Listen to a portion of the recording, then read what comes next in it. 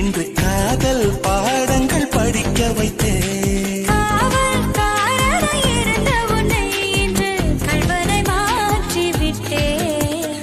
அடடா அடடா